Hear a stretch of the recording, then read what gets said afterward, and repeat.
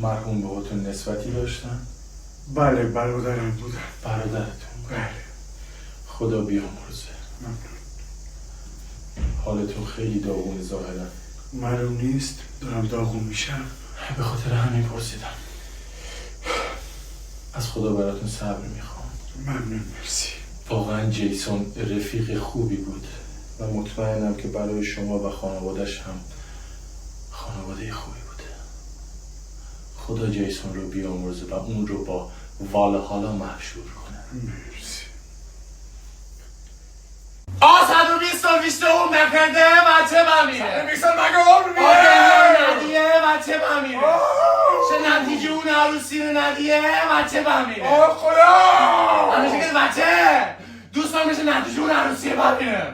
آخر نگه خدا بره ببرده. اند خار بیه خدا بره زود ببرده. 120 سال بیشتر زندگی نکرده. اند خار بیه خدا بره ببرده. راستی اینه خدا عزیزون زود بنده. 120 سال زنده بیاد بچه بمیره. آخر بمیره. نکرده بچه بمیره. این دنیا رو ندیه بچه بمیره. خور زندگی نکرده بچه بمیره. چه